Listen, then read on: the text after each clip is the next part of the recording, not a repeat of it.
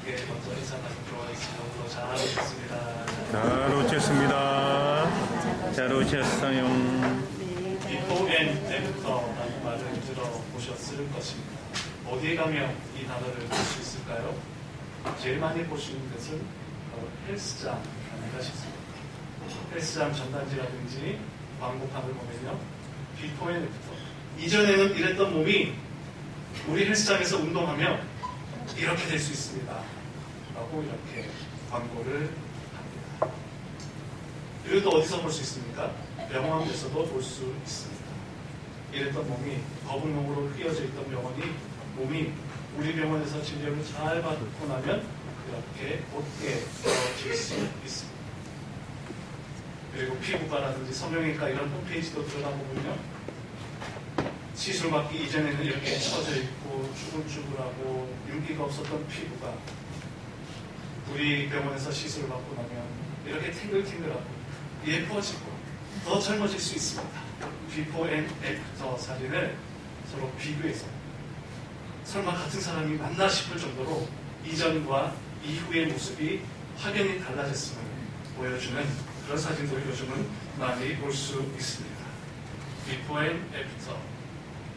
우리 외모에서도 중요하지만 외모만이 아니라 우리의 삶 전체, 우리의 믿음, 우리의 신앙이 이전에는 어떠했는가, 그러나 이후에는 어떻게 될 것인가, 우리 삶 전체에도 너무너무 중요한 문제가 아닌가 생각합니다. 에베소서 2장에서는요, 그때에, 전에는 이라고 하는 표현들이 반복적으로 나오고 있는 것을 볼 수 있습니다. 너희들의 인생이 이전에는 이러이러했다, 그때에는 이러이러했다 라고 하는 그런 말씀이 곳곳에 나오고 있습니다. 에베소 교회에 많은 교인들이 이방인들이었습니다.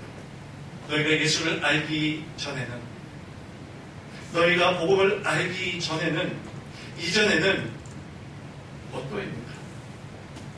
그때는 세상 풍조를 따랐다라고 그렇게 말씀하고 있습니다. 에베소서 2장 2절, 그때 너희는, 이때 너희는 이방인들을 향한 이야기입니다. 너희는 이전에는 세상 풍조를 따랐다. 세상 풍조라고 하는 것은 세상 사람들이 살아가는 방식입니다. 세상 사람들이 살아가는 방식대로, 죄악된 길로, 세상 유혹된 길로, 세상 사람들이 여러 가지 불법을 행하는 대로 그렇게 너희들도 살아가고 있습니다. 그리고 또한 이전에 어떤 삶을 살았는가? 공중의 권세 잡은 자를 따랐다라고도 말씀하고 있습니다. 공중의 권세 잡은 자가 누구입니까? 마귀이죠. 공중이라고 하는 개념은 눈에 보이지는 않지만 분명 존재합니다. 마귀가 눈에 보이지는 않지만 분명 공중 권세 잡은 자로서 우리의 마음을 빼앗고 우리의 삶을 빼앗은 채 마귀의 유혹을 따라가도록 그렇게 유혹하고 있다는 것이죠.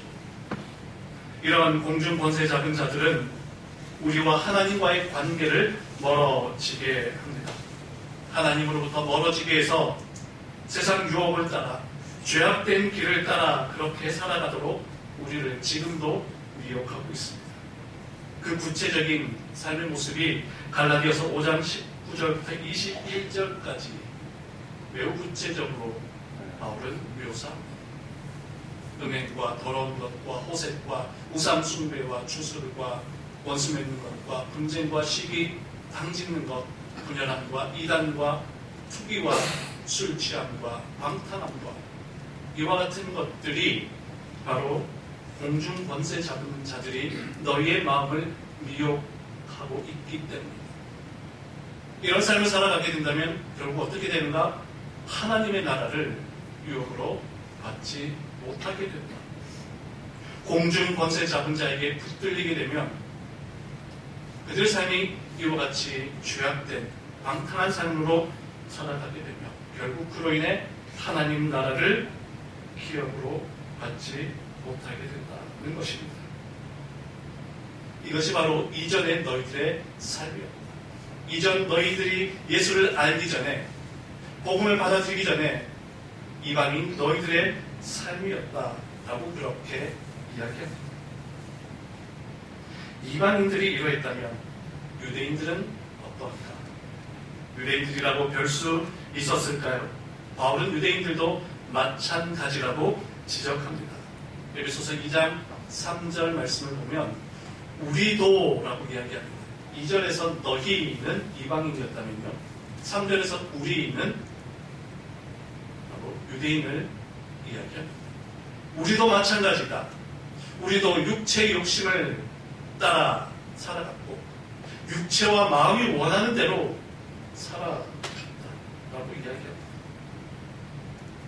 육체의 욕심을 따라서 내가 하고 싶은 대로, 즐기고 싶은 것은 즐기고 취하고 싶은 것은 취하고, 마음이 가는 대로 내 마음이 원하는 것이 있으면 무엇이든지 했던 그런 유대인들의 죄를 지적합니다. 육체가 지배하는 삶, 자기 마음이 이끄는 대로 살아가는 삶, 그것을 죄로 여겼고 이것을 진노의 자녀라고 그렇게 지적합니다. 육체가 원하는 대로 살아가는 것, 마음이 원하는 대로 살아가는 것, 그것이 뭐가 그리 큰 문제입니까? 라고 반문할 수 있습니다. 그러나 육체는, 마음은 하나님이 주신 거룩한 몸과 마음입니다. 성령이 머무는 공간입니다. 그래서 우리의 몸과 마음은 내 마음대로 육체의 정욕을 따라 내가 하고 싶은 대로 살아가도록 내버려 두어도 되는 것이 아니라 하나님께서 원하시는 삶을 살아가도록, 하나님의 마음이 나의 생각과 마음과 내 육신을 이끌어가도록 우리는 그렇게 살아가야 합니다. 그런데 하나님과의 관계가 멀어지게 되자 우리는 하나님의 마음과 생각이 단절됩니다. 그 뜻을 헤아리지 못한 채 그저 내 육신이 원하는 대로, 내 마음이 원하는 대로 그렇게 살아갔다는 것이죠. 바로 유대인들의 삶이 이런 삶이었습니다. 로마서 3장 9절에서는요, 유대인들을 향해 더욱더 날카롭게 지적하고 있습니다. 그러면 어떠하냐?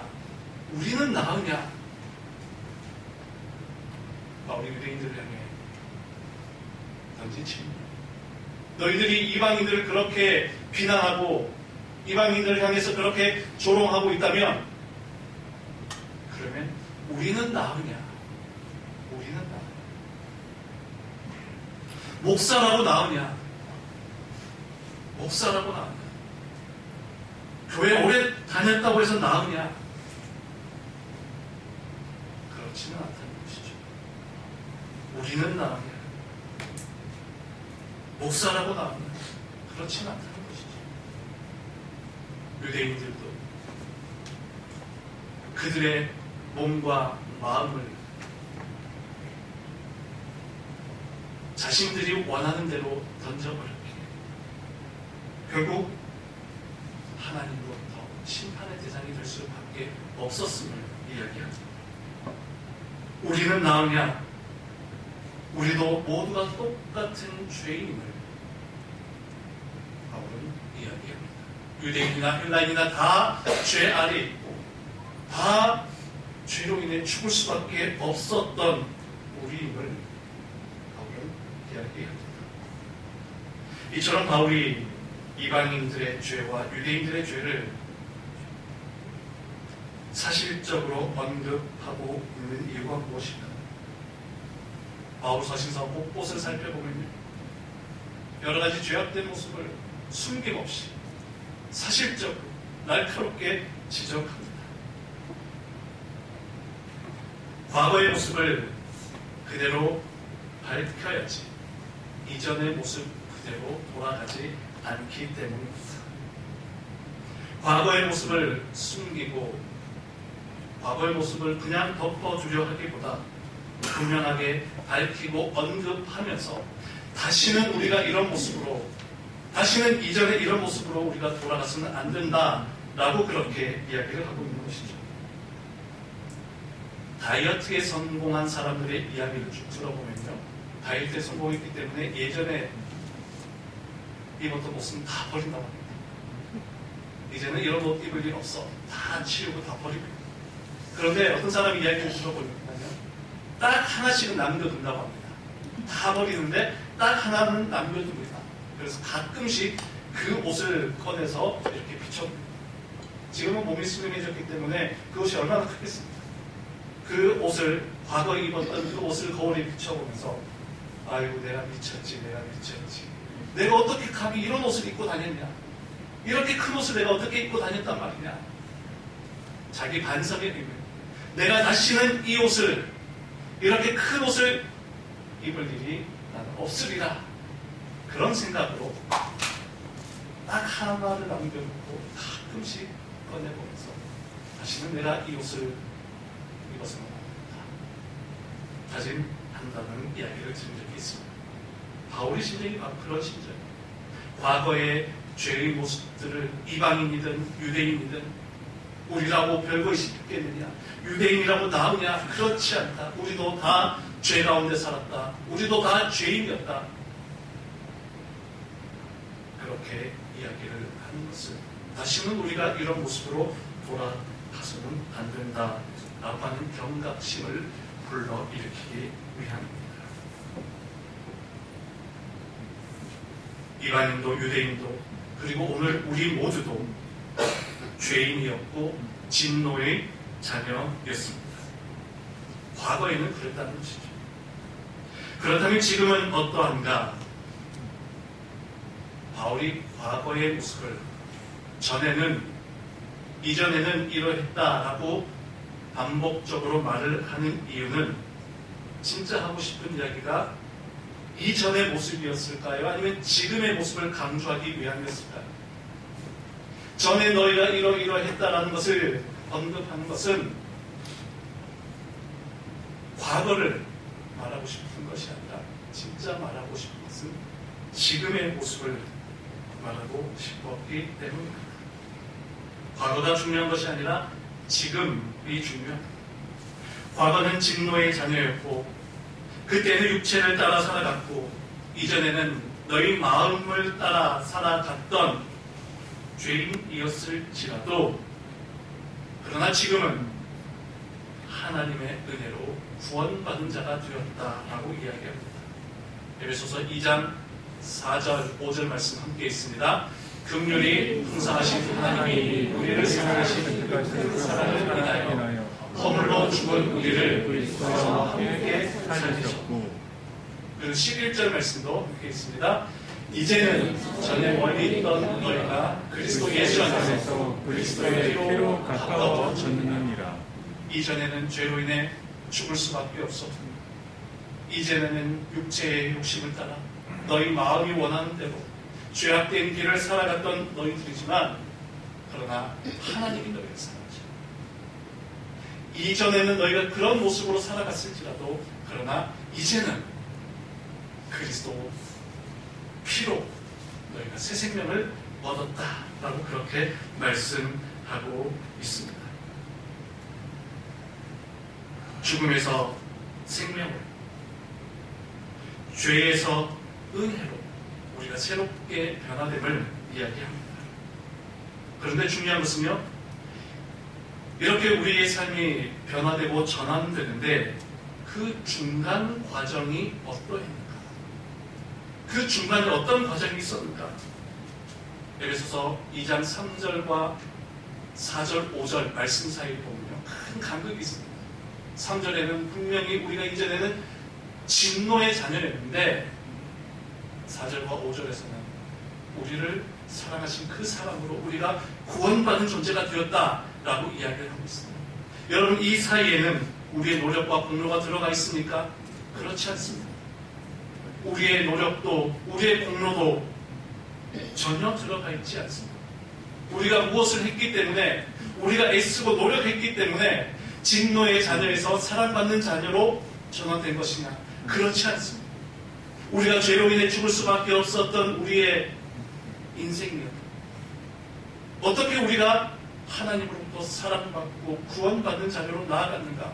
3절과 4절 사이에는요, 우리의 노력도, 우리의 공로도, 우리의 애씀도 수고도 전혀 없다는 것이죠.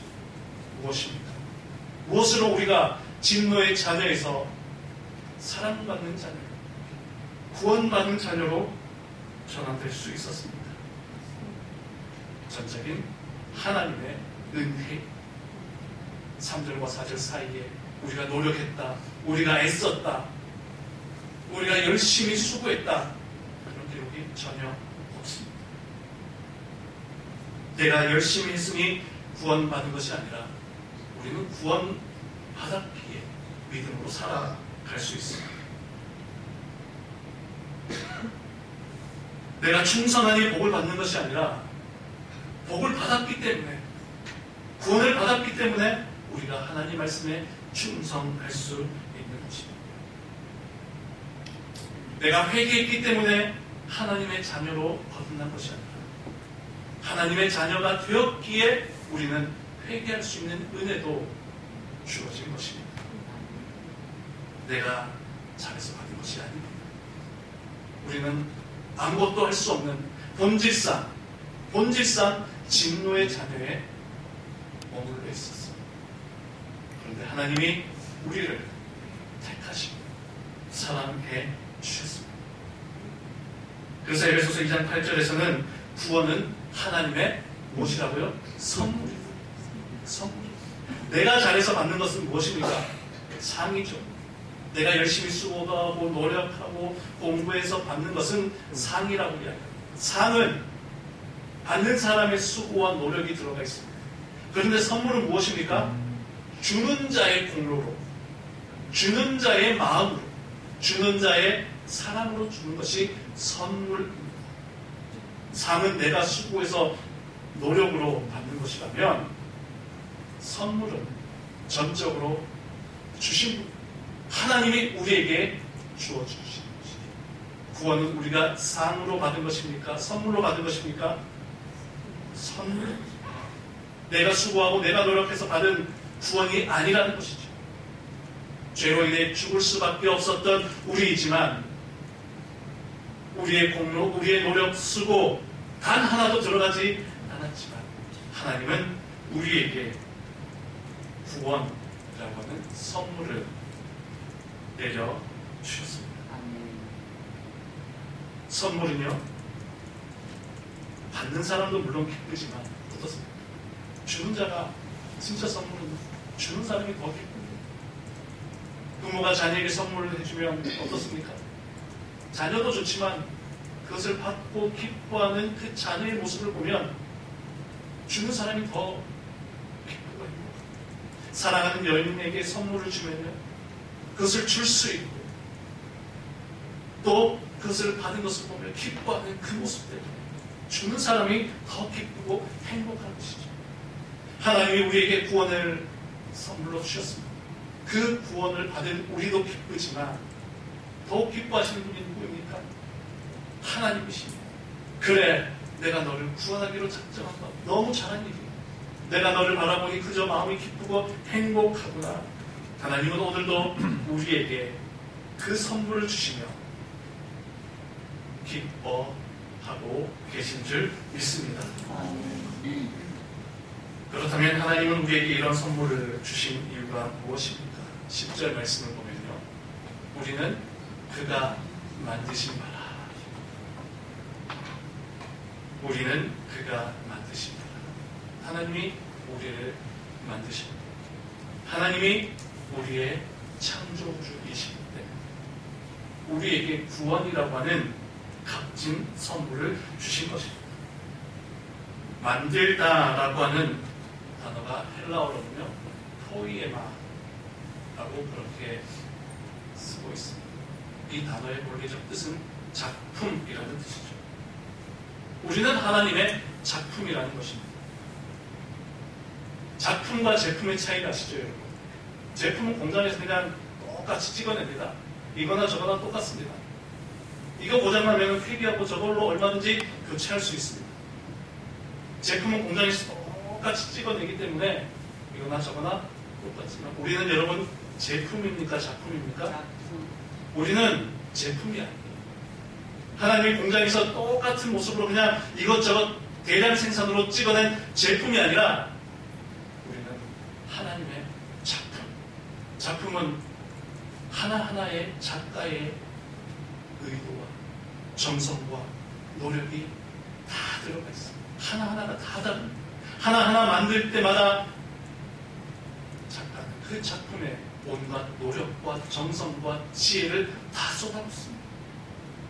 하나님 우리를 하나하나를 창조하시면서 하나님의 놀라운 작품으로 하나님의 놀라운 걸작품으로 우리를 만드셨습니다. 포이에마 하나님의 작품입니다. 이 포이에마에서 파생된 단어가 시를 영어로 무엇이라고 이야기합니까? 포엠이라고 하죠. 포엠. 시인이 시 한 편을 쓸 때마다 얼마나 고민하고 얼마나 애쓰며 창작합니다. 하나님께서 우리를 창조하실 때에 한 사람 한 사람의 그 몸과 마음과 영혼을 창조하십니다. 우리에게 가장 적합한 모습, 가장 아름다운 모습으로 하나님의 선하신 뜻과 하나님의 그 놀라운 능력이 우리 안에 하나님의 작품인 우리 안에 담겨져 있다는 것이죠. 우리 옆 사람 보며 함께 고백하겠습니다. 당신은 놀라운 하나님의 걸작품입니다. 놀라운 걸작품입니다. 16세기 초 20대 중반이었던 미켈란젤로에게 조각상 의뢰가 들어왔습니다. 작은 도시 국가였던 피렌체는 미켈란젤로에게 용기와 도전 정신을 담은 조각 작품을 만들어 달라고 요청했습니다. 이 제안을 받고 미켈란젤로는 좋은 작품, 좋은 조각품을 위해서는 무엇보다 좋은 돌을 찾아야 된다라고 생각하며 적합한 돌을 찾기 위해 2년 동안 이리저리 돌을 찾아다녔습니다. 그러다가 피렌체 길가에 쌓인 잡초와 쓰레기 더미 속에서 5.5m 되는 돌을 마침내 발견했습니다. 그 길을 수없이 다녔지만 그전에는 보지 못했던 돌이었습니다. 또 어떤 조각가들은 그 돌을 보고서도 저 돌은 가치가 없는 돌이야 라고 그냥 지나쳤습니다. 미켈란젤로도 처음에는 그 돌을 알아보지 못했다가 어느 순간 그 돌이 눈에 들어왔던 것이죠. 미켈란젤로는 그 돌을 가져다가 남들이 결점이라고 했던 부분들을 깎아내고 쳐내기 시작합니다. 외관을 다듬고 정교한 조각과 광택을 내는데 많은 시간을 들였습니다.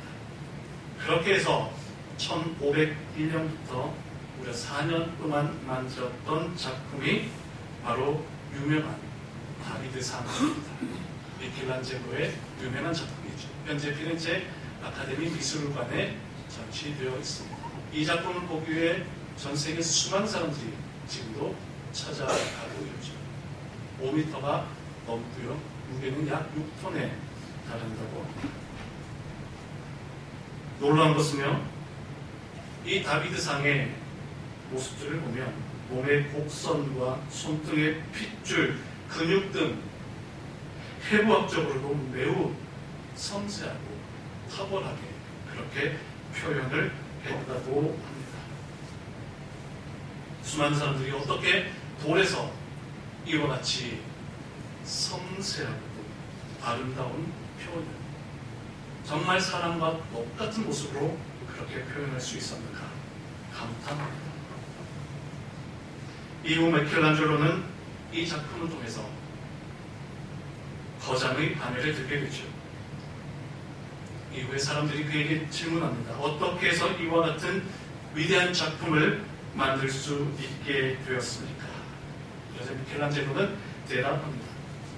나는 대리석에서 완벽한 다비드상을 보았고 꾸준하게 끌과 망치로 다비드상이 아닌 부분만을 없앴을 뿐입니다. 버려진 돌에서 다비드상을 보았고 다비드상이 아닌 것들만 나는 제거했을 뿐이다 라고 대답했습니다. 우리 모두는 하나님께서 만드신 놀라운 작품입니다.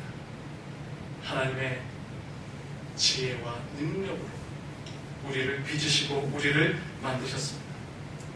그런데 우리의 죄로 인해서, 우리의 욕심으로 인해서, 우리의 육체가 원하는 대로, 우리의 마음이 원하는 대로 살아가다 보니 우리 몸과 마음과 영혼에 다비드상이 아닌 다른 것들이 덕지덕지 붙기 시작했습니다. 오염되기도 하고 먼지가 쌓이기도 하고 불필요한 것들이 덕지덕지 달라붙기도 했습니다. 그렇다면 우리는 어떻게 해야 되겠습니까?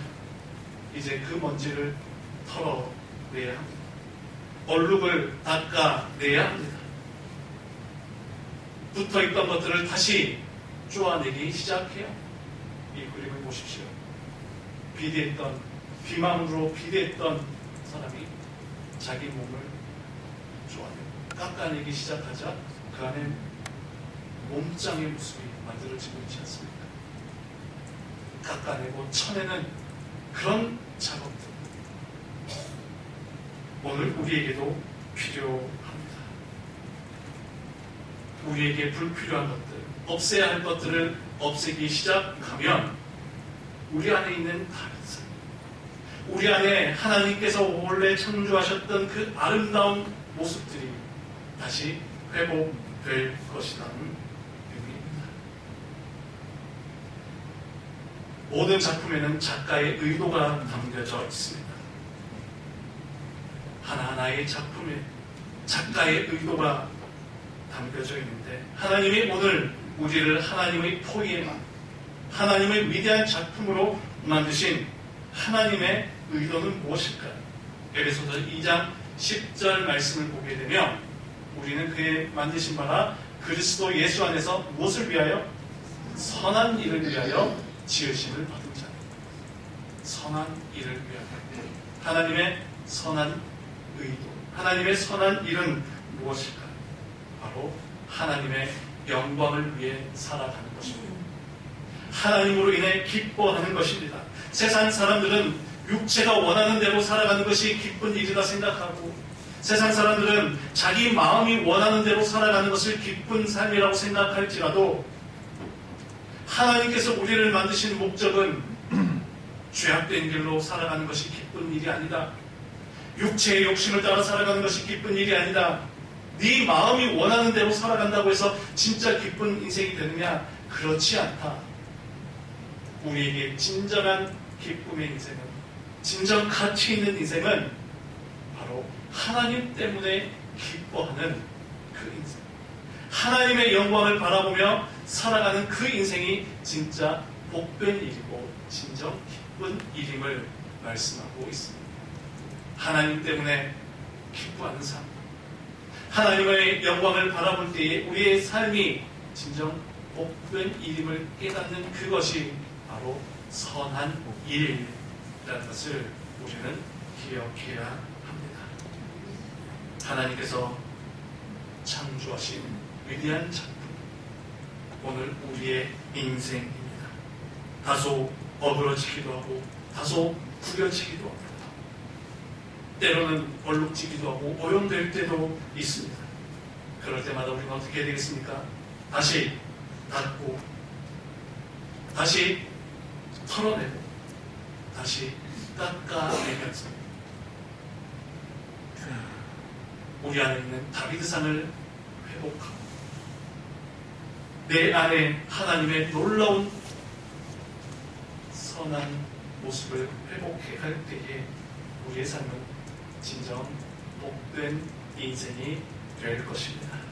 오늘 여러분 삶 속에 이와 같은 하나님의 은혜, 본래의 모습을 회복해가는 하나님의 아름다운 손길을 누리며 우리의 삶이 하나님을 기쁘시게 하는 복된 삶으로 나아가시는 여러분들의 삶이 되시기를 간절히 축원합니다. 아멘. 기도하겠습니다. 사랑의 하나님, 이전에는 우리가 죄로 인해 죽을 수밖에 없었던 모습이지만 하나님께서 지금은 구원의 삶으로 인도하시고, 이전에는 육체의 정욕을 따라 내 마음이 원하는 대로 살아갔던 우리였지만 이제는 하나님께서 기뻐하시는 삶으로 인도해 주신 것을 감사합니다. 하나님께서 나를 지으시고 하나님의 놀라운 선한 일을 위해 우리를 창조하신 그 사랑에 힘입어서 오늘도 하나님이 기뻐하시는 삶이 될 수 있도록 우리의 삶을 인도하여 주옵소서. 예수님 거룩하신 이름으로 기도하옵나이다. 아멘.